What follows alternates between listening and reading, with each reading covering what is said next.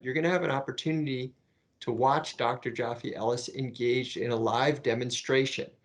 This will support her discussion about tonight's topic, which are pivotal aspects of REBT therapy sessions, the role of the therapist, the client, and challenges for advanced practitioners.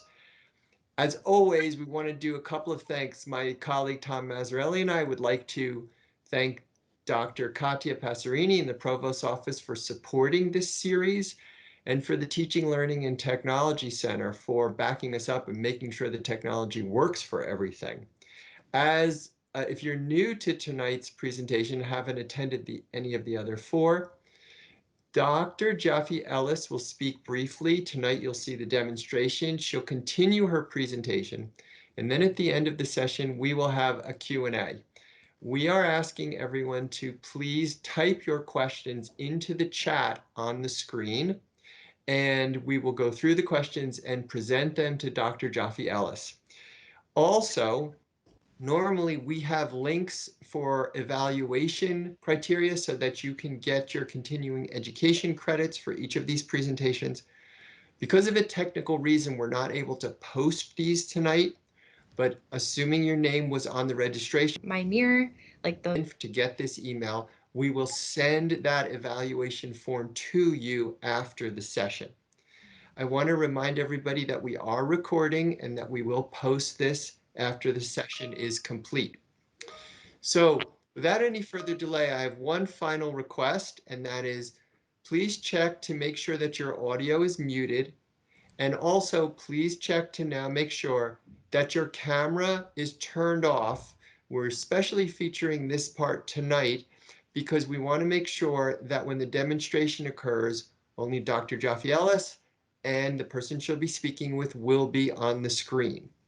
So once again, the leading expert in the world on rational emotive behavior therapy, somebody who writes for Psychology Today, teaches at Columbia University, and continues the phenomenal work of her husband, Albert Ellis. I introduce Dr. Debbie Joffe Ellis. Thank you so much. As always, it's such a pleasure and privilege to have this opportunity to be with you all. My beginning thanks are to Dr. Andy Simon and Dr. Tom Mazzarelli behind the scenes, who really initiated this series and are doing so much to uplift and promote many aspects within the world of psychology. Dr. Simon and Mazzarelli are not only great contributors to our field, but they're remarkably kind, warm-hearted, fabulous individuals, and I'm grateful to know you both. And I want to thank the tech guys who've helped us all along, Mike Sulpius and Burke Loxley and Lucy Vasquez, who's been in admin or is in admin, and also Provost Dr. Passerini for also making this series possible. And of course, I want to thank all of you, those of you who are here live and those of you who are watching the recording of what we're doing tonight at a later date. Welcome, welcome. So how are you all? How are you all? You know, we started this 5-part series at the end of October 2020. This is being recorded the 8th of December 2020. And in those few weeks, let's reflect, if you would like to join me in reflecting, that there have been many changes just in that short time. Many changes. You know, here in the United States of America, where I'm recording from, since that first session, there's a new president about to take office in a few weeks. There's been a reliable vaccine confirmed. The days and nights are getting colder, which may not be the case to those of you watching in Australia or other places in the Southern Hemisphere, perhaps India and elsewhere. You know, it changes. And I'm sure if you reflect in your day-to-day life, there have been some changes since end of October to now, just a few weeks. And not telling you anything you don't know, but sometimes we don't pause to reflect on the fact that the nature of life is change. Nature of life is change. And when people forget that and get into catastrophizing and this implicit, false, subconscious idea of this will last forever, that exacerbates any emotional suffering, we are forgetting the healthy, realistic perspective that whatever we're going through, this too will pass. When things are tough, things in all likelihood will change for the better. Now, of course, that doesn't apply to all of us. Some individuals catch an illness or have another circumstance and they pass. Reminder to those of us still alive, life is finite. Each one of us will have our time. But for those of us who survive, the bad times for most of us, most of the time do pass. Mostly things can get better. When things are great, great, high, high, high, let us cherish them and enjoy them because they too can pass. Now, that's nothing that needs to lead to depression. It's healthy, realistic acceptance of the nature of life. And if they pass, there's every probability that as good or better things may lie ahead.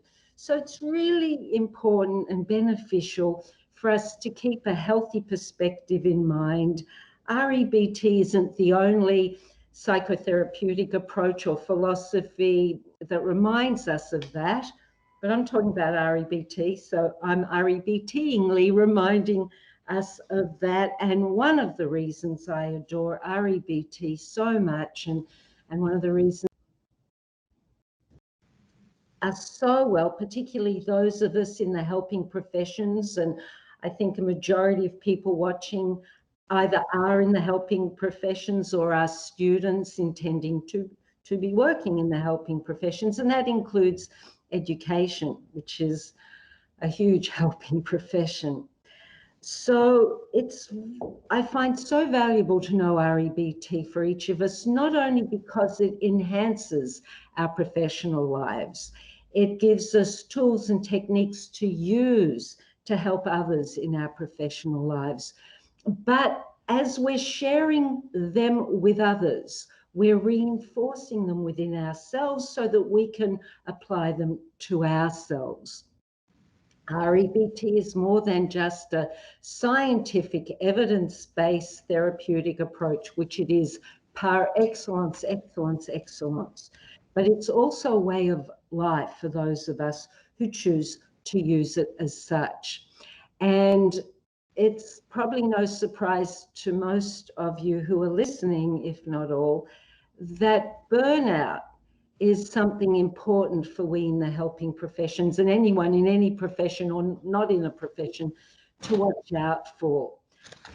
But certainly in our profession, the studies show that there's a high percentage of people who can succumb to burnout, and REBT offers us simple and beautiful reminders and tools to prevent that. So having said that REBT is not just a therapeutic approach, it's also a way of life. I'm really looking forward to meeting Kyla, who I haven't met yet.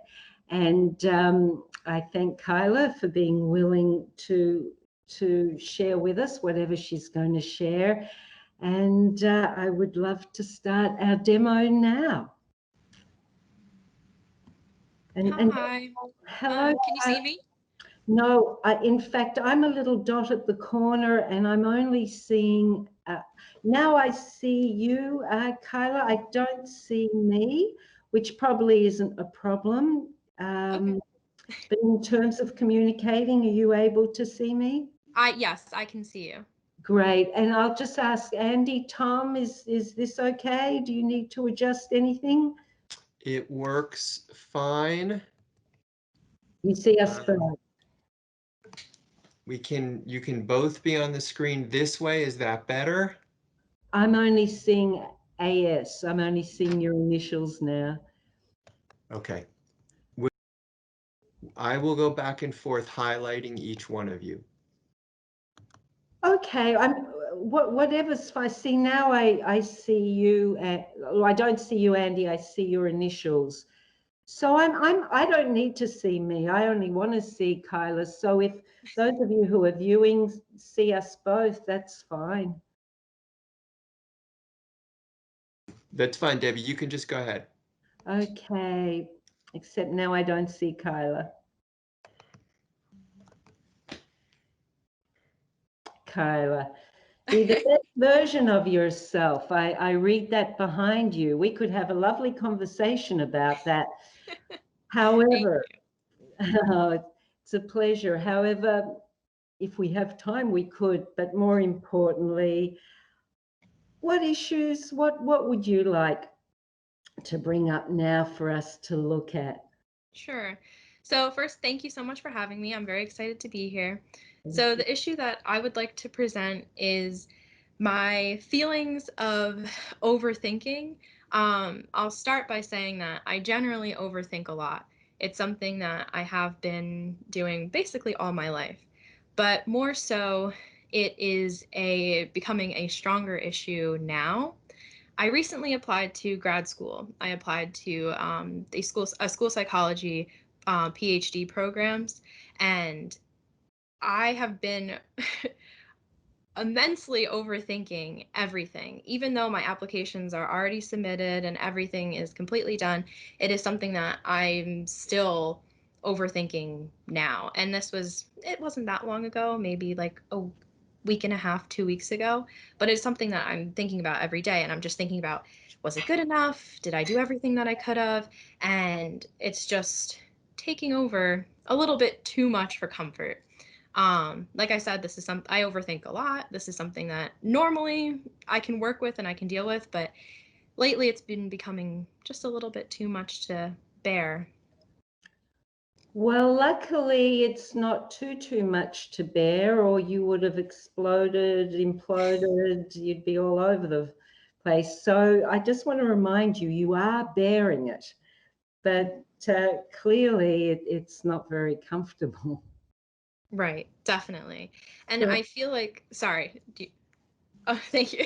And I feel like it's also I feel like I'm overthinking like school as well. This is finals week. So, I mean, this is normally a stressful point in my life during any semester, but I feel like it's almost times two that I've been just like overthinking. Once I submit an assignment, I just forget about it. I submit the assignment, I'm done with it. But now I've noticed that I keep thinking about it. mhm.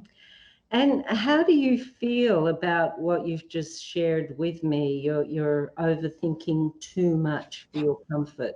How do you feel about that? Um, I mean, I feel like if anything, it's very uncomfortable having that feeling. So it's So, just very, sorry, do I have your permission to sometimes intrude into while you're speaking? yeah, that's totally fine. Yeah, and I just want to explain it's not out of lack of respect or courtesy. Sometimes I want to help you catch yourself saying something or that may be helpful. So, with your permission, if it seems appropriate or helpful, you don't mind if I barge in. That's totally fine. Thank you very much. Great. So sometimes, may I point out to you, sometimes you use the word feel, but I think it might be more accurate to say think. I think I'm overthinking rather than I feel I'm overthinking. Right. Does that make sense? Because the more precise we can get into the habit of being, where with our use of words, both in our head and when we speak, the more comfortable and the easier it may be Right. to keep awareness high and choose healthier ways of thinking. Does that make sense? Yeah, that does make sense. Okay, so Kyla, what I asked before, and I don't think you quite answered it, and forgive me if you did, but Okay. when I asked, and how do you feel about this overthinking of late, I'm referring to an emotion, Okay. if there is one. Or Um, I don't know if there's necessarily a specific emotion that goes along with it, like angry, sad, like those kind of like that. Um, I guess frustrated would be a good way to describe it because it is frustrating at times to have the continuous overthinking replaying in my head. mhm. So, in a nutshell, what would make your life easier right now? I'm trying to clarify what could be a good goal for us to work towards in this time that we have. Sure. I guess what would I would really appreciate would be trying to find just a way to alleviate that feeling when I'm because when I overthink, What I feeling? Sorry. no, it's okay. I said feeling and Alleviate, I felt it too. yeah, alleviate the feeling of. That overthinking. Like when I start to overthink, I get anxious and Ah, frustrated. So alleviating that, the anxiety. Oh, so there's some anxiety there as well as the frustration. definitely. Yeah, I can understand that, I think. Okay, so you would love to feel, tell me if I'm getting it right, and please tell me if I'm getting it wrong. You, Okay. your goal might be to feel less anxious and frustrated and to curb the tendency to overthink. Yes, that's exactly it. Okay, all right. Now, Kyla, when you're overthinking, and then you recognize you're feeling frustrated and anxious, what might you be telling yourself to create that frustration and anxiety? So I would say that when it gets to a point where it's like extreme, I'm just the thoughts have been going in my head circling and circling. I guess I would be telling myself like in terms of my applications. I'll be specific in terms of graduate school and the applications. Um, I didn't do enough on them, and I could have added one more thing in order to make it better. Stuff like that, like that's what goes through my head, is that like I could have done better, I could maybe I didn't include I should have included something that I didn't include, in terms of like my personal statement. So things like that, that's what would be running through my head in that specific scenario. Right. Couldas and shouldas and wouldas. Yes, exactly. That would make a good song, wouldn't it? Think of a tune. Right. So demands. You're putting these demands on yourself, huh? Right. Where's that getting you? Nowhere, just frustrated and anxious and more stressed than I was in the first place. Yeah, yeah. Now you mentioned a few minutes ago, Kyla, that you're overthinking now more than you used to. That it's something you've done, but it's not been as much as now. Those might not be the exact words used, but It's okay. along those lines. Yeah. So it sounds like you managed that tendency in the past rather than the demand should. And how did you do that? Generally, when I used to overthink, um, it would this is I don't know how to describe it in like it would be like in a positive, And when appropriate, give them reading material. would be for a good reason, and it would encourage me to like complete something. So for example, I'm a senior now, and like say in my freshman year, my sophomore year, like I would overthink about the assignments that I need to get done, but it would be for a good reason, and I'd be overthinking about them so that way I would get them done. I don't know if that makes sense, but It it's does. Can I okay. stop you there? Hmm. So when you overthought at that time, did you feel anxious or frustrated? not as much as I do now. I wouldn't say frustrated would be the right term for it. I would say more so anxious, but not as anxious as I feel now. Okay, so we're not comparing. I'm putting the spotlight on back then. Okay. Okay, so was that anxiety helping you? Yes. Definitely. How so? Well, like I said, like just like the anxiety would help motivate me to get it done, because once I finished, I would have that like breath of fresh air. Like I wouldn't have to worry about it anymore. It wouldn't be there. Right. What's your definition? Can you describe for me anxiety and how it feels in your body, how it feels to you? I'm not asking for a broad dictionary definition. I'm asking for Kyla's version. Sure. So my version of anxiety is it's feels more physical than it does mental. Uh-huh. I tend to experience physical symptoms, so I'll shake a little bit. Sometimes my palms will get a little sweaty, and my heart will beat really fast, and it feels like a tension in my chest, like in my chest. Those are more of like and that's generally what I feel. Like mentally, it's more physical symptoms for me when I experience anxiety. Oh, for a lot of people, actually, that I would say most, because that's how we can recognize that we're feeling anxious. Kyla, could you describe for me your experience of what I'm going to call concern? You know, my paper is due in 3 days. I'm concerned. Have you ever felt concern rather than anxiety? Concern as in I wouldn't get it done? Like is that the what you're asking? Well, what's your definition of the emotion?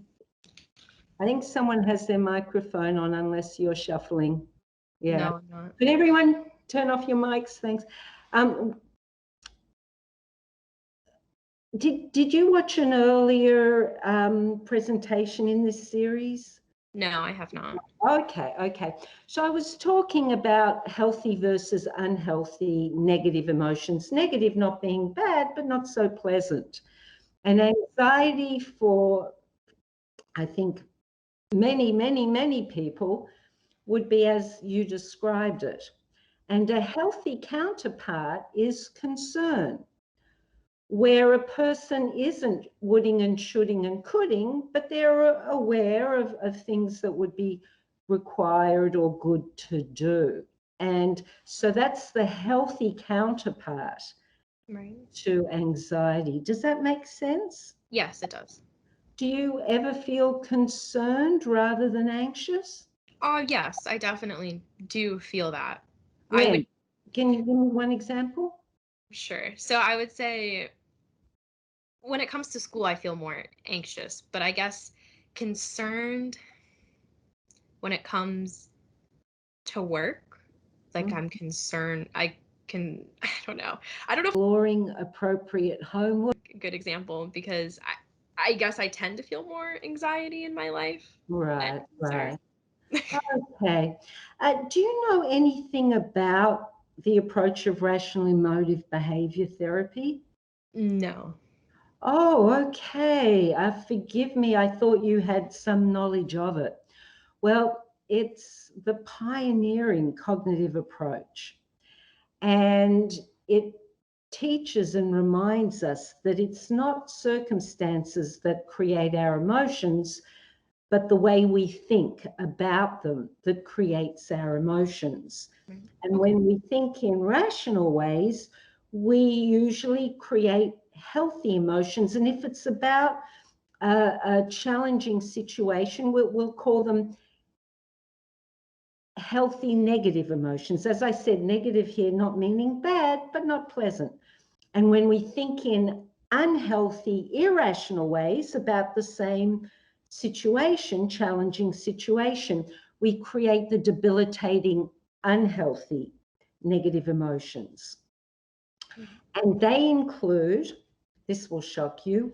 Anxiety and high frustration, panic, fear, depression, hopelessness, despondency, rage, shame, and guilt. As I describe them, do you have a sense of how and why they're considered unhealthy, Kyla? Yes, definitely.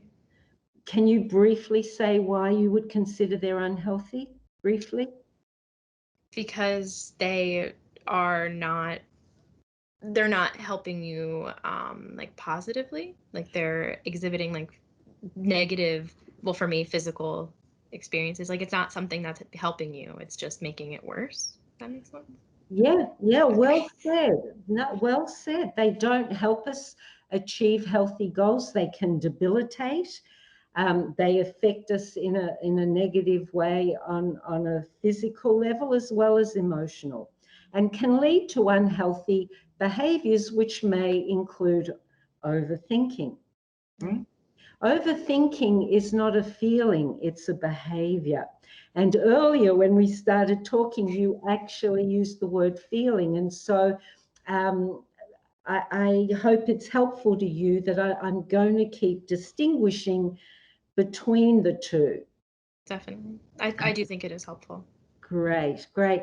And then conversely, when we think in healthy, rational ways about a challenging situation, the healthy emotions include concern instead of anxiety and panic and high frustration.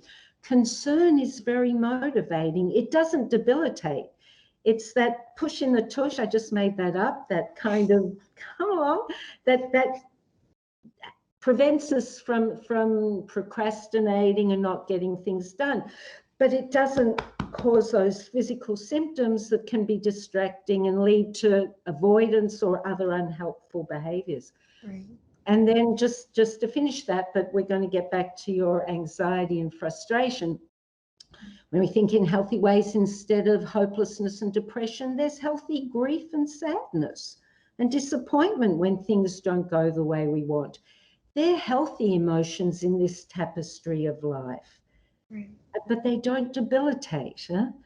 And then instead of rage, there's healthy anger, meaning in REBT, we talk about a moral compass that a person who's not disturbed in some way prefers to live by. So healthy anger would be noticing some brutality, lack of civility, prejudice, abuse, and a desire for that to change. But we don't act blindly. We're able to consider what might or might not be the best thing to do. So that's healthy anger. REBT doesn't want us to be in some neutral, non-emotional zone, but a healthy one.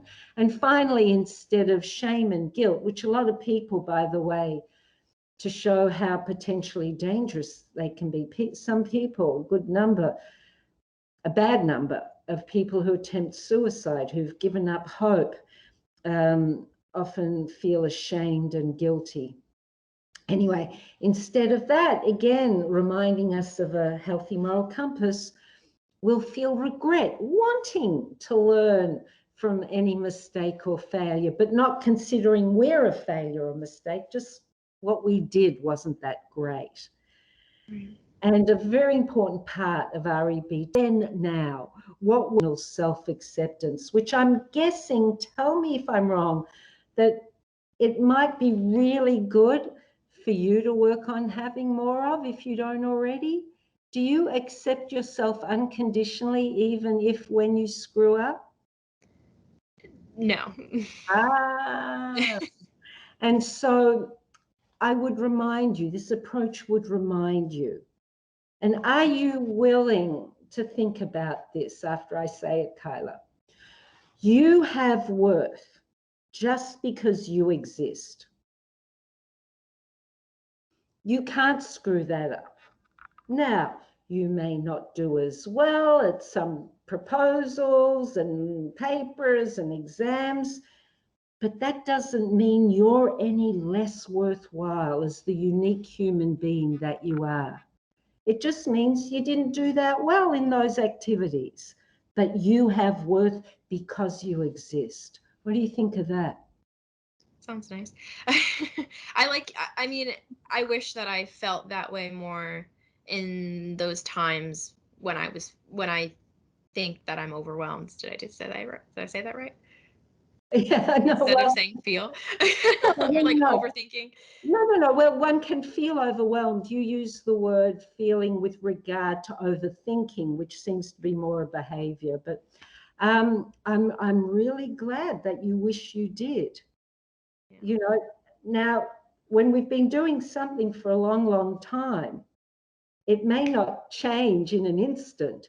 The fact that you wish it would, guess what? It's possible, but it's going to take you working on identifying any time you think of that old stinky attitude of when I don't do well enough, it means I'm not good enough. And challenging that and replacing it with the truth, which is, well, I'm disappointed I didn't do better. I can try to do better, but I have worth no matter what. And so I urge you, let tonight be a starting point. If you're genuine that you wish you thought and felt, means they read the times.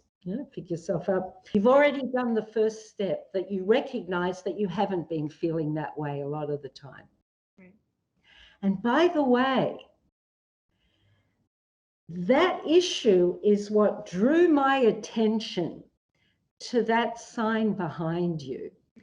Like, be the best version of yourself.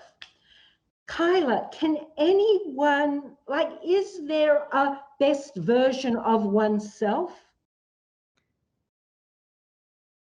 That's a tricky question. I mean, no, I guess there is not a particular best version, but I do think that there is a best version for a specific situations, if that makes sense. Like acting, like how I interpret the sign is like standing up for the right things and just being the best person that you can be in the given situation that you are in.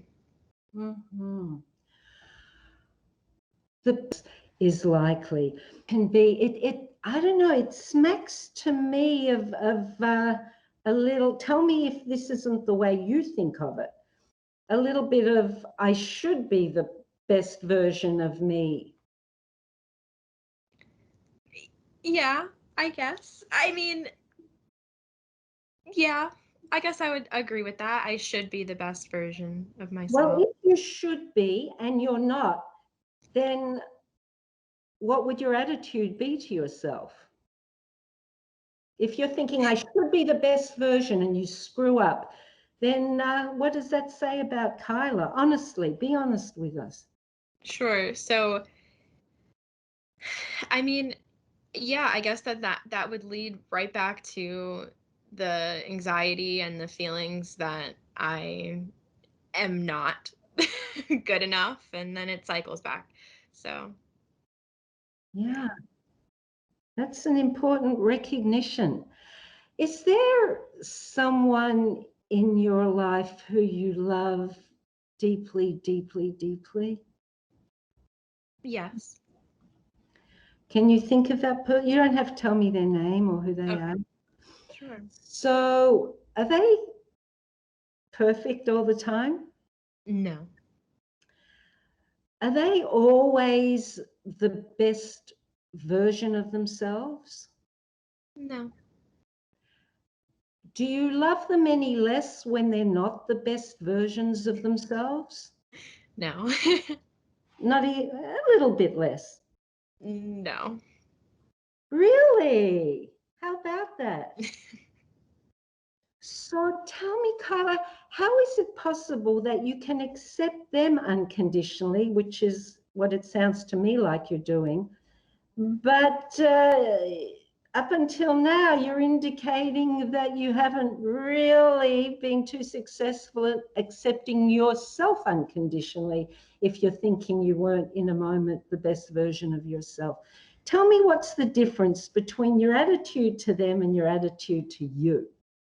I'm just harder on myself. I feel like I set higher expectations for myself and my actions and my behavior than I would ever expect anyone else to do. Where does that get you? Stressed and No, anxious. I'm not asking you to adopt sloppiness. Includes even if they don't make, suggesting that you don't make good effort to, if you want to use the word best, the best effort that you can in the moment. Because in a moment we have certain choices, but to say the best version of yourself, it sounds pretty global, don't you think? Definitely, it does. And that's not how I initially did interpret it, but now I am understanding it to be that way, the global aspect. If you could modify that, Mm-hmm. how might you? The sign. Mm-hmm. Um, the best version. Um, just do what you can, almost. Not like that. Stay the way I am, or I should. Best that you can each day. Not be the best version of yourself, but just doing what you can. Wonderful, because you're now connecting best in a finite time related to your activity. Do the best rather than be. Because I assert your be issues related what they're in now, was, and it ever will be, because that's a given. You have worth because you exist. Is that palatable to you at this moment? Yes. Yeah.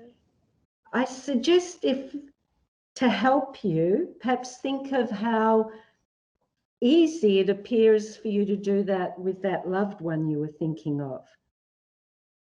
Do they have any more worth than you do, Kyla, as a human? No.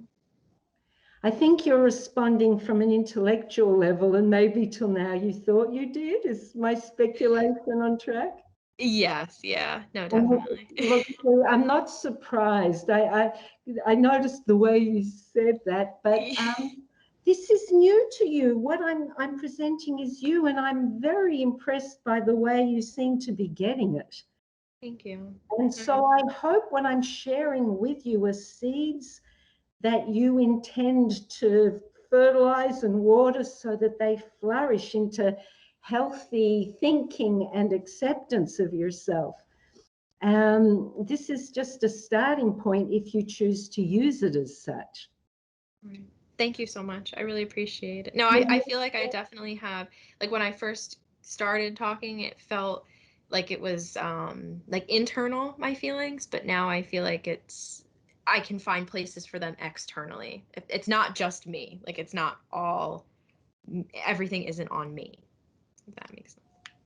Well, I think so. If you mean, Like I'm not really clear. no, it's okay. I felt like a lot of like my, like how I was You describing thought like my, that?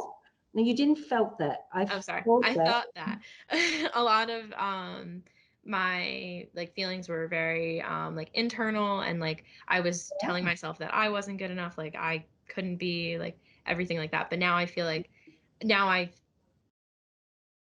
think that I can I'm working, I'm trying. You're doing good. Now I think that I can find places outside of me to work on. I don't know if that makes sense, but it's just Doesn't, how I'm no, feeling. actually, no, I don't want to leave that because it doesn't make sense. What do you mean outside of you? Like I feel like You think I am able to, sorry. you think that? I think that I am able to attribute the feelings that I was feeling internally to other sources. So like for my graduate applications, like I was feeling that I wasn't able to do it well enough. I wasn't able You're to, thinking I think that I wasn't able to do it well enough. I think that I am not going to get accepted or whatever it may be. But I feel like I think that I can start attributing those feelings like elsewhere. Like I think that I can start just telling, like being able to tell myself that it's not my fault. Like it's something that is past already. I'm still not understanding. I'm sorry. No, it's okay. I don't know how else. I'm sorry. No, that's okay. Let's clarify this. It's worthwhile. So what I've proposed to you earlier is your anxiety and frustration. By the way, you're doing really well. You're Thank doing you. really well. You didn't know anything about this approach, and you're doing really well. So please don't feel discouraged. No, I'm not. Thank you. Okay. So I was sharing earlier that it's not a situation that creates your emotion, but what you're telling yourself about it. And you identified the emotions of anxiety and frustration as ones you wanted to feel less of, correct? Mhm. And you also described a contributing behavior that you want to do less of, which is overthinking. And it would be possible if you overthought, not to feel anxious and frustrated if you didn't have demands, shouldas, couldas, and wouldas, and putting your worth down when you're not achieving what you think you should. Does that make sense? And so it actually is all internal. It's all in your, not only hands, but in your head, the way you think about things. And if you change perspective, and I don't mean some romantic, it's all for the best la-di-da, I mean realistic perspective. And that will create emotions that are not debilitating. Does that make sense? And earlier I expressed the difference between the healthy and unhealthy negative emotions. I'd like to quickly tell you the unhealthy, irrational ways of thinking that create the unhealthy ones. As I do, please think of which of those you adopt to make yourself anxious and frustrated. I've already mentioned the demands, shoulda, coulda, woulda, catastrophizing, awfulizing. If this doesn't happen, it would be awful. If it happens, it would be awful. Making things out that if it's not the way you think it should be, it would be awful, meaning the worst it could be. Blowing things out of perspective. Absolutistic thinking, overgeneralizing, not having any humor, and damning yourself, others, and life if things don't go the way you think they should. So any and all of those ways of thinking will create the unhealthy emotions. Right. When we think in healthy ways, creates the healthy ones. It's the opposite to everything I said. Preferences instead of demands. I would love to do well in this interview. I'd prefer to pass this exam. That's healthy rather than I should. Because if you prefer, if you desire, and you don't, you'll be healthfully sad and disappointed. But if I should, and you don't, you may feel anxious, frustrated, or depressed, unhealthy. We have preferences. We keep things in perspective. We don't awfulize or catastrophize or think in absolutistic ways. And we have what I shared with you before, unconditional self-acceptance. I hope you're going to change that poster up there. Unconditional other acceptance, which it seems you have, at least with someone you love, if not everyone in your world, and unconditional life acceptance. You know, we can stand injustice in the world, in life, but we still can focus on what is good. We can hate what a person does, but we remember, well, to do such a thing, there's some disturbance, they still have worth. Lucky for me that I don't have their biology or background that could lead me to do that. So it doesn't mean you like what they do that's bad, but you unconditionally accept that other. And we've already talked about what unconditional self-acceptance is. So that's like a mini brief version of REBT. Before we go back to you and your, Debbie, I just wanted to tell you about a time check because you had asked, that's all. thank you so much, Andy. Yeah, I think I'll need a little extra time and perhaps finish in 10 minutes if Sure. you don't mind. Thank you, Andy. So any questions about what I just said, Kyla? No, I don't have any questions about it. Okay. So if I were overthinking, what would you advise me to do? I guess I would generally say, like, just to try to take a few deep breaths and to maybe go on a walk, because that's what helps me sometimes when I'm overthinking, just anything to distract yourself. Mm-hmm. And if I told you I feel so anxious when I overthink, what might you tell me that might help me feel less anxious? That's a good question. I guess my initial, what I would say is that just to try to relax and just to try to, I don't know. I'm a big believer in, like, just feeling your emotions just a little bit, or thinking your emotions just a little bit, because it's natural and it happens. So sometimes you can't just suppress that. Okay, that's really valuable that you said that. I'm not suggesting suppression. Unless you want to stay anxious and frustrated, and that's your right. I'm not suggesting suppression. I'm suggesting transformation. Mm-hmm. And the way that comes about, and by the way, what you started to say was a very good first step. Breathe, go for a walk, calm yourself. So that will give temporary relief. But that's not enough, because you're still in the ways that had you anxious in the first place. The next step rather, is to identify what you're telling yourself that makes you anxious and to dispute it and put things in perspective and come up with a healthy belief to replace it. And if you're going to ruminate on that healthy belief. Okay.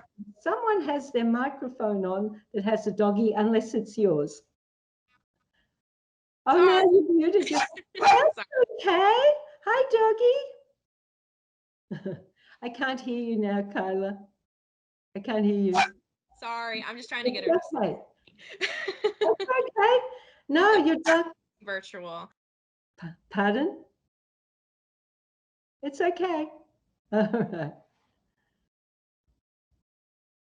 Well, hello. He wanted a little bit of a spotlight as well. It is quite okay. Now, do you love him any less because he distracted us? No. Why not? That wasn't the best version of himself. I know. It's not her fault. I mean, she It is hurts. her fault. It's totally her fault. I said he before. Okay. Okay, why don't you love her any less? She really wasn't the best version of herself. The best version of herself would have been to sit there looking at you with adoration and shut her mouth. But she was just now not the best version. Right. How is it that you don't love her any less? I mean, she's a dog. I don't know. She couldn't control herself, I guess, and that blaming her for barking. I mean, it's Right. just It was her behavior. right. But you don't think she has any less worth, right? No. So I'm mentioning that why? Because it's attributing to me, and that I shouldn't blame myself for not being. Sorry. You said should again. You preferably shouldn't. I preferably shouldn't. Yeah. Attribute, like, those feelings to myself. Like, when I think that I'm anxious, like, I shouldn't attribute that I'm not good enough to myself. Yeah, you can constructively criticize what you did or didn't do, but that says nothing about your worth. Does that make sense? Yes, it does. So in the interest of time, do you mind if I speculate on some of the thoughts you might be thinking that create your anxiety? Sure. Might they include rather, I'm overthinking, I shouldn't be overthinking, it's terrible, it's awful, I shouldn't be thinking this way, and what if I didn't do well enough, I should have done better, what if? Are those the kind of thoughts? Yes. Are they helping you or hurting you? Hurting. I agree. And so what might be possible for you to try would be, whenever you're feeling anxious or frustrated, to write down those kind of irrational thoughts where there's a demand or a put down or a woulda, coulda, shoulda, putting your worth down, and then to dispute them and come up with a healthy replacement. Disputing, saying, where is the evidence that just because I didn't do a good enough job that I'm not good enough? Where's the evidence that if I don't get accepted, it would be awful, the end of the world? Be inconvenient, but really awful? Could my life have no happiness or meaning? And you just think things through. You know, often people who suffer unhealthy emotions, their mind runs wild. We're not thinking about our thinking. We don't notice when we're thinking in self-defeating ways, and they rule the roost, and the result is anxiety and frustration. So if you're willing, okay, I'm feeling anxious, frustrated, here's your mantra, Kyla, one of them. What am I telling myself to make myself anxious? By the way, you're going to be able to get a recording of this, so hopefully you can look at it and take notes of anything that you think is helpful. What am I, Kyla, telling myself to make myself anxious? Write down all those thoughts. Dispute them in the way I said. And then come up with healthy new thoughts, such as, worst case scenario, I don't get accepted. It's not the end of the world. I can try again. It's a habit that I overthink. I can keep doing things to help me stop that, like ping a rubber band, imagine a stop sign, go for a walk, and then go through any irrational beliefs. I have worth no matter what. And you write down those helpful thoughts, those coping statements, and you stick them on that whiteboard. And you read them every day for the next 30 days. Okay. What do you think of that? And please give me your feedback and any questions. I like that a lot. I try to do daily affirmations, and I have them on my mirror, like those little like Post-it notes.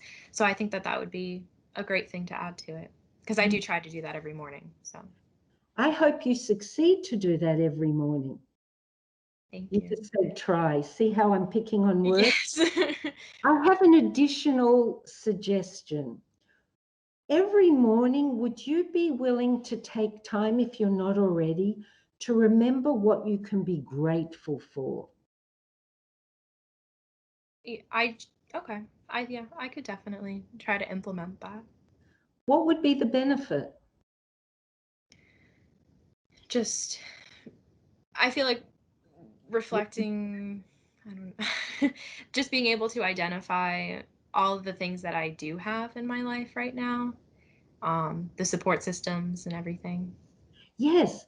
And if we get in the habit of remembering daily, not taking for granted, not that I'm saying you do, but making it a daily practice to remember what we can be grateful for, then when there's a circumstance like my proposal, my paper, my exam, we don't give it 100% of our focus. We keep it in perspective. It's important, but it's not the only important thing in our lives, and it helps give perspective. Does that make sense? Yes, it does. Okay. Now, I'd like to finish, and by the way, Andy and everyone, I know I'm going over time, but I hope this is valuable, and I'll still have a good 20 minutes to share the other material. Kyla, would you be willing to do a brief exercise now? It's called Rational Emotive Imagery. Sure. Okay. Would you close your eyes and take a few clearing breaths, please? Sure.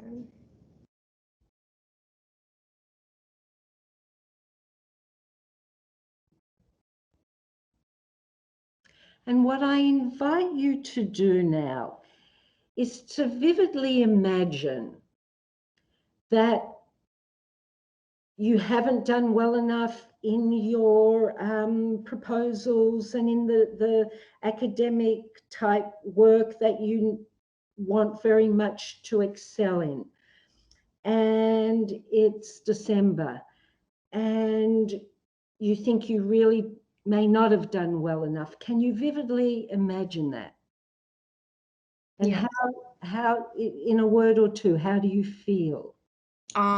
Like my chest actually started to like tighten up a little bit. Feel it, feel it, feel anxious. Keep your eyes closed.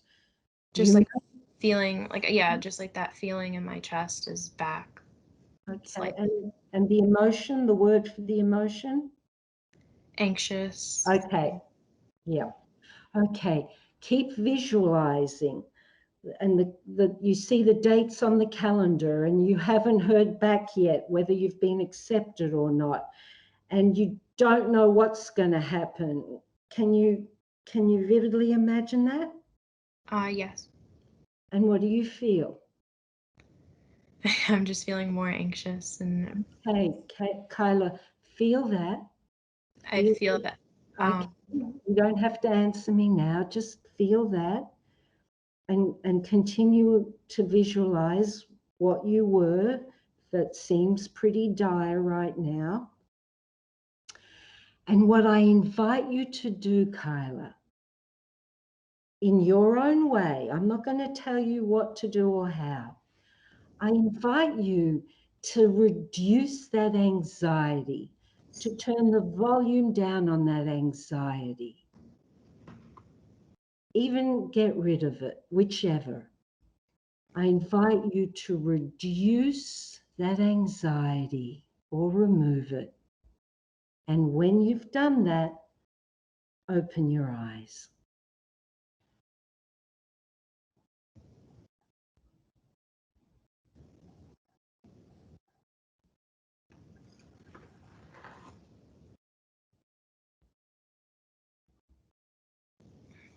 Hi. Hi. What you feeling? Relaxed. Relaxed. Yeah. How's your chest? It's a lot lighter. Kyla, you just changed your anxiety in less than 45 seconds. I didn't even tell you how. You did it. How did you do it, Kyla? I just talked. I will. Hearing your voice was helpful too, but just like telling myself like that I'm okay and that everything will be okay. Like at the end of the day, I don't know. And I felt like a difference in my chest. Like it just felt like I could feel the lightness of it. And would that be because you stopped thinking those self-defeating thoughts and you told yourself those beliefs? Yeah.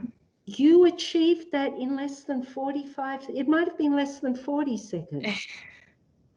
I Yeah. don't need to convince you. You just showed yourself. How about that? No, yeah. No, it feels good. It feels really good. Okay.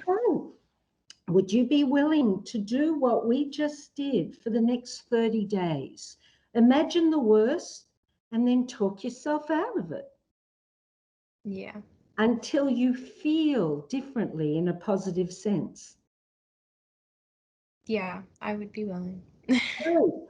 Now, Kyla, we started with you saying you wanted to stop your over ruminating. And I went to the emotions associated with that, the anxiety and the frustration. And I don't want to neglect what you first presented. But in the course of our conversation, and I'm sorry we have limited time, a few things came up. In the past, ways you coped with overthinking were going for a walk, distracting yourself. Mm-hmm. And that was helpful short term, but it didn't get to the root of over ruminating, which I think is probably the anxiety. It's kind of circular. So in addition to the kind of helpful distraction and calming in a walking, breathing way, would you be willing, whenever you consider that or notice you're overthinking, you could either wear a rubber band to bring it to your attention and imagine a stop sign, and then think yourself out of that behavior and anxiety in the way we described. Would you be willing to do that? Yes, I would be. For every day for the next 30 days if you notice it or when you notice it? Yes. Great, great. Now, we have to finish up in minutes. Any final thoughts or questions? No, I don't have any final thoughts or questions. Just thank you so much for listening and providing the information. It really was helpful, and I appreciated it. It's my pleasure. It'll really be helpful if you apply what we talked about. Otherwise, it will have been a nice 30 minutes and you'll go back to the old stuff. And I believe clearly you're a very bright woman. And I believe when you're motivated to do something that you're very capable of doing it. And so even as an experiment, I encourage you to apply what we talked about over the next 30 days.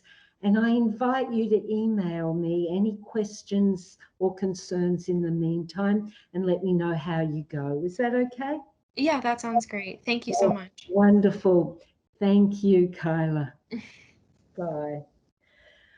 Great. So, here I am again. I had intended for it to be briefer, but I hope you've all found it informative, particularly in the light of what I'm going to share with you in the next 20 plus minutes. That was an example of applying REBT. Now, I wrongly assumed Kyla was a psychology student and knew something about REBT, and it was in a way great that she didn't, because you saw an example of how I attempted to explain to her, not in an academic way, but in a, I hope, conversational way, the basics of REBT and how they could be applied to her. And so for those of you who have the handout, and if you don't have it now, no worries, you can get it on a link later, or you might see the link now in the chat section of the screen. So the handouts highlights pivotal point in REBT sessions. And so I'm going to quickly go through that with you. And as I do, think about which of those steps I applied to and with and for Kyla. So the first step is to clarify the client's issues and therapeutic goals. So with Kyla, her goal seemed to be predominantly behavioral, the over ruminating. In my experience, when that happens, there's usually an unhealthy emotion involved. And so Kyla identified frustration, anxiety, and we got to working on that. And towards the end, linked the two, how she can serve herself by attending both to the unhelpful behaviors, and I made some behavioral technique suggestions, and then identifying the beliefs and so forth, but also tending to the unhealthy emotions. 2, I did my best, as it says in the handout. When I look down, I'm referring to the handout that you have. Listen well as much as possible. Model REBT principles and practices such as unconditional acceptance, empathy, and compassion. So I genuinely felt those things, and I hope they came across to Kyla. I have a hunch they may have, because, again, I could be wrong, but my sense is that if Kyla had not felt a sense of unconditional acceptance and empathy, she may not have been as beautifully open and revealing and participating as she was. So 3, be alert and direct. Do you think I was direct enough? I asked for her permission for me to interrupt so she wouldn't misunderstand my intention in doing so, and point out to the client when they're thinking in self-defeating ways. Did you see me do that? When people, especially in the early days of REBT, it can be a habit to say should. And I attempt with a smile to stick in the preferably, make it a preference if you're going to do the should. You know, preferably should rather than the demand should. The 4th step, teach the client principles of REBT. I did my best in the short time we had. And when appropriate, give them reading material. I'll email that to you, Kyle, if you email me or recommend some. Know the variety of techniques, cognitive, behavioral, and emotive, from which homework can be chosen, and make it clear to the client that lasting change requires ongoing effort. I did say to Kyla, it's not enough that she felt better after our half-hour time or 35 minutes or however much. Actually, we had more, didn't we? But that she make effort. The emotive technique I used, rational emotive imagery. And the cognitive, identifying the irrational beliefs, disputing and coming up with healthy new beliefs. And behavioral, the rubber band, the distraction, walking, breathing. So I presented a combination of cognitive, behavioral, emotive techniques. When appropriate, use humor to put things into perspective. I love doing that. I try to do that whenever possible. There are exceptions. If I'm working with someone in raw grief, it's probably not appropriate. One uses one's intuition, sensitivity, experience as to when to do or not to do. Using humor. I was very grateful for the appearance of Kyla's dog. It allowed us to have a bit of a laugh, and an example of Kyla. She has the ability to unconditionally accept, but in her case, it was whoever she was thinking about early on in our discussion, and also her beautiful doggy. And time for Kyla, equal time for Kyla. So give homework at the end, which the client agrees to. If they don't agree, then we collaborate on, well, what might you be willing to do? Happily, in tonight's case, Kyla agreed. So if I were to speak to her again, I would ask how she did with the homework. And if she didn't do it, I wouldn't come across as, well, why didn't you, in a punitive teacher sort of way. It would be more like, well, isn't that interesting? Let's explore. What might you have been telling yourself that prevented you from doing that?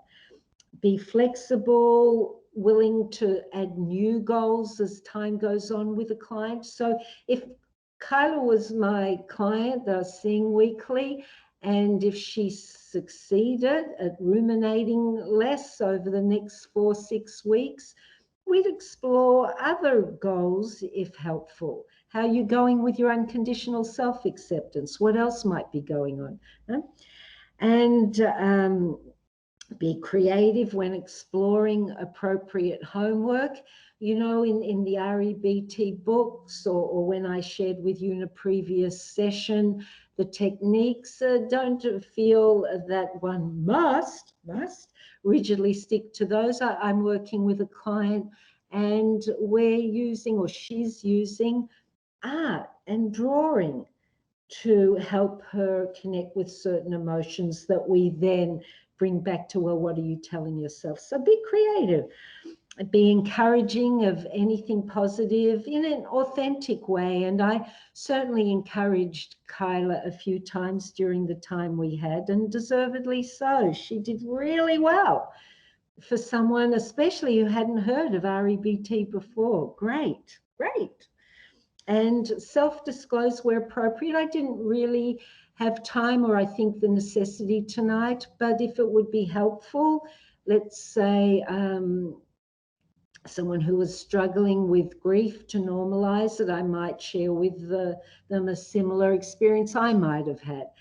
Not to talk about me for the sake of talking about me, but to normalize their situation, to help them see me as a human rather than just authority figure as a therapist. Yes, the REBT approach can be life enhancing and a way of life, not just a therapy. So the role of the therapist in a session is very much to develop rapport, which doesn't mean have the client depend on you, the therapist, for their well-being. The role is, if a client you know in advance is of a different country or culture or religion or belief system, do a little research that would help me communicate in ways that are respectful, that could increase rapport. To ask questions if there's something about their lifestyle or culture that I may be ignorant about or not understand. Really important to be an active, directive educator as part of what we do, and an encourager. And it's really important, if I want to be very effective, not the best me that I can be, but a very effective me that I can be as a therapist. Kyla, are you hearing this? I hope you'll change that saying that was on your wall. Stay alert to any new books or videos or movies that can be recommended to a client that supports something that they're working on, changing. And when one is challenging one's irrational, or not, excuse me, the client's irrational beliefs, making it really clear, I'm not challenging you as a person or your worth. It's these self-defeating beliefs. It's tough love in a sense. And usually in REBT, we focus primarily on the here and now. What are you telling yourself now that's creating that belief?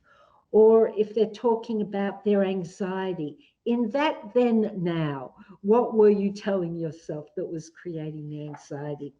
The role of a client who is genuinely motivated to suffer less and make changes for the betterment of their life and life quality, it's important they be willing to learn the basics of REBT. They're not complicated, and you don't need to be academic or a genius to understand them and apply them.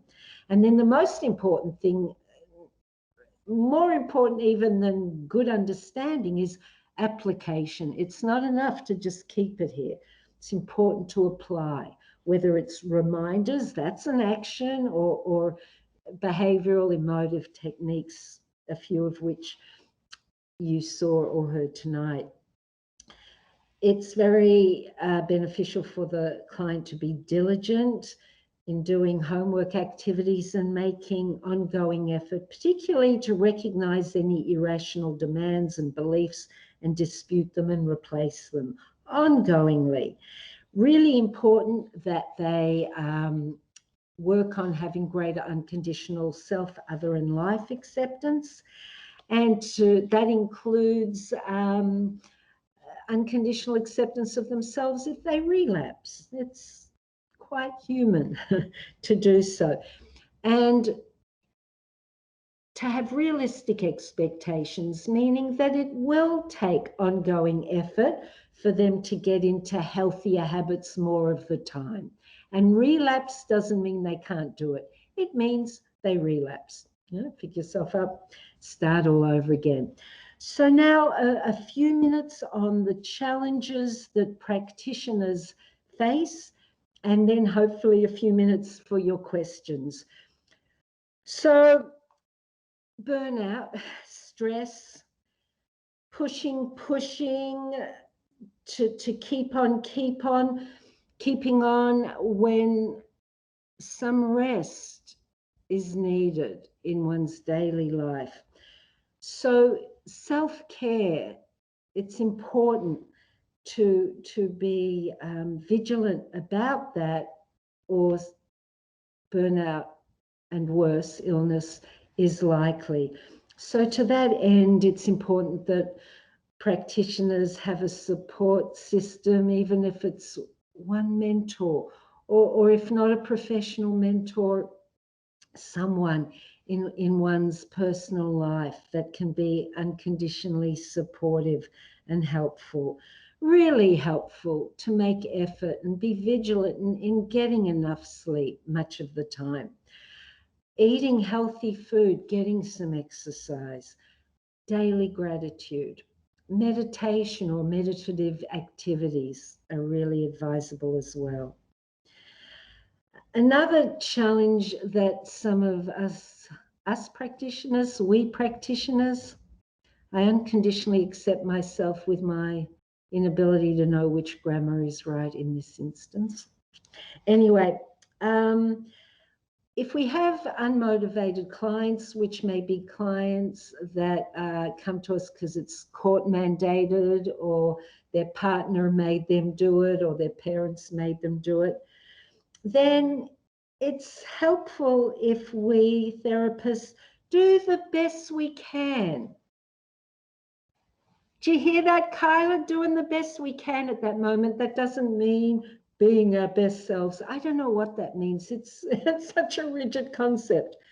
Doing the best we can in that moment to motivate the unmotivated client by doing the best we can in a non-dogmatic kind of authoritarian way to point out, here's what could be in it for you. You may not love being here, but how about we make the most of this time?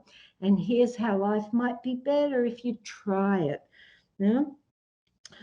Really important to encourage them to understand what unconditional self-acceptance is, and encourage them to apply it, which includes even if they don't make changes in the course of therapy. And really helpful to practice unconditional self-acceptance if the client isn't doing as well as we strongly prefer that they would do.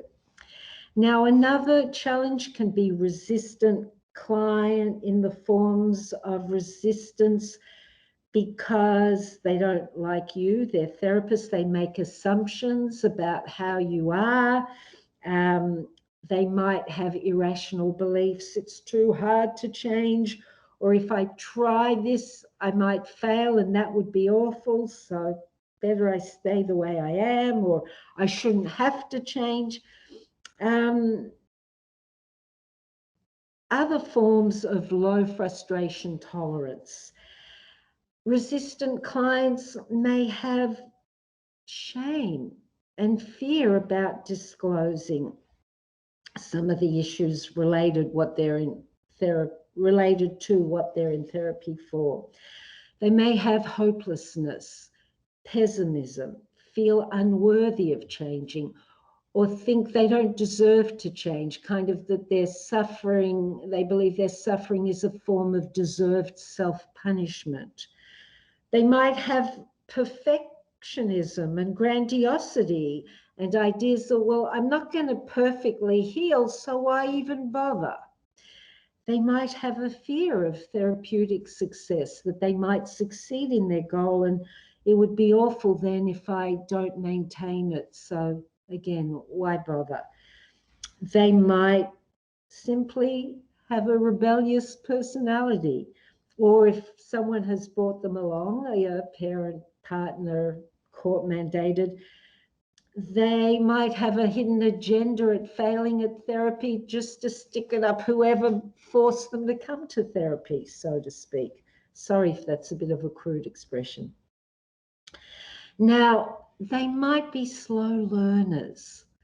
They may appear resistant and not be resistant, but just have biological and neurological limitations. So we therapists better watch out for that and better watch any tendencies for us to assume that they're resistant if they're not, or that they're resistant for reasons that may not be the case. And there might be resistance for cultural reasons. For example, if a person's coming to therapy, but their culture poo-poos therapy and thinks that there's something wrong for you with you if you seek therapy, in that case, it's worthwhile to discuss with the client what their beliefs might be about the therapeutic approach and looking for irrational beliefs that might be there. Important to self-monitor oneself as a therapist, dispute any irrational beliefs and expectations we therapists might have, to selectively self-disclose, again, for the good of the therapy session, get more into collaborating and sounding like collaborators than therapist-client, and to, if one or some techniques that you've recommended aren't working, experiment, try others. And if there's backsliding, to normalize that. Okay, so I think I've covered the main points of what I wanted to share, with just final few things about resistors. The goal to help them be non-resistors is to encourage them to understand their life will be better if they give it a go. And to be willing, as Kyla was, to experience the anxiety initially, not to resist or repress it, but to own that with effort that can be changed, and to teach the hows, to encourage them to be more mindful, to think about their thinking, especially when they're recognizing an unhealthy emotion.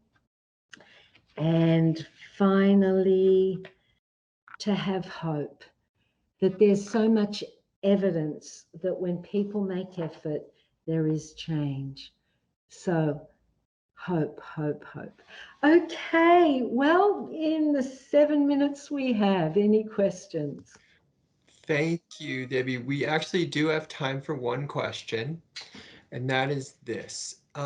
When a client begins replacing negative thoughts, but slips back into negative thought patterns while going through the process, how does REBT address the ups and downs? Normalize, normalize, normalize, particularly if this is a newish practice for them, that it's human, that we're all fallible, and that there's no such thing as doing things perfectly all the time, if ever at all. We can just do things in excellent ways much of the time. That's realistic. And so the thing to do is to be aware, to feel encouraged that one noticed, slipped again. What am I telling myself to create this unhealthy emotion, this unhealthy attitude to the fact that I slipped?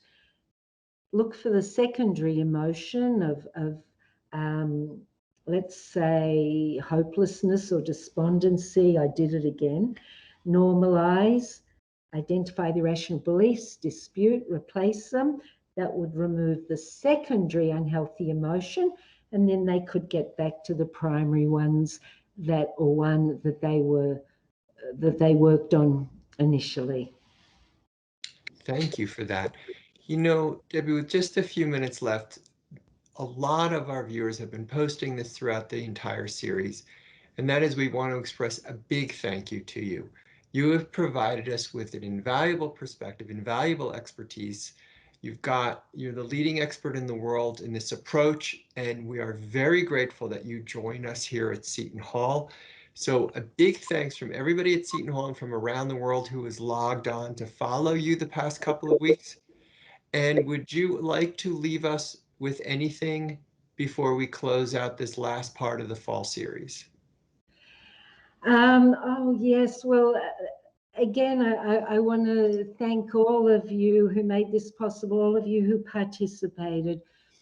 The main things I would love you to remember, each one of you, is that each one of us is a unique, remarkable biological creation only here on Earth for a finite time. Let's use the ability we have if we're aware of the how-tos, which now you can be, of thinking about our thinking, so we choose healthy attitudes and thoughts that will create healthy emotions, so that we unconditionally accept ourselves, others, and life, so that we're grateful for this opportunity to be alive and welcome challenging experiences as opportunities to evolve and grow as human, and most importantly, to maximize enjoyment of life. My late husband, Albert Ellis, the creator of REBT, used to remind us the purpose, one of the main goals of human life is to enjoy it.